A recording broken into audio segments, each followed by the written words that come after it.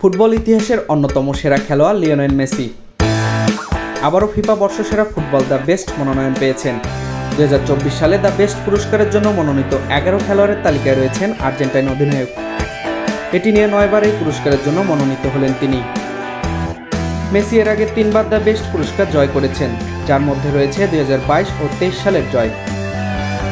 তবে 2024 সালে Ballon d'Or মনোনয়ন জায়গা না পাওয়ায় মেসি এবার দ্য বেস্ট তালিকায় নিজের জায়গা করে নিয়েছেন। ফিফা জানিয়েছেন, ইন্টার মায়ামি ও আর্জেন্টিনা দলের হয়ে তার অনুপ্রেরণাদায়ক পারফরমেন্স তাকে এই মনোনয়ন এনে দিয়েছে। 2023 লিগস কাপ ও 2024 সাপোর্ট শিল্ড জিতে মায়ামি নেতৃত্ব দিয়েছেন মেসি। একই সময় তার নেতৃত্বে আর্জেন্টাইন কোপা আমেরিকা জিতে এবং বিশ্বকাপ বাছাইয়ের পর্বে সর্বোচ্চ 6 গোল করেছেন। বয়স 37 হলেও তার অসাধারণ পারফরমেন্স প্রমাণ করে দেয় ফুটবলে তিনি এখন অনন্য। ভক্তদের ভোটের মাধ্যমে 2024 দ্য বেস্ট পুরস্কার চূড়ান্ত বিজয়ী নির্ধারিত হবে। ভোট চলবে 10 ডিসেম্বর পর্যন্ত।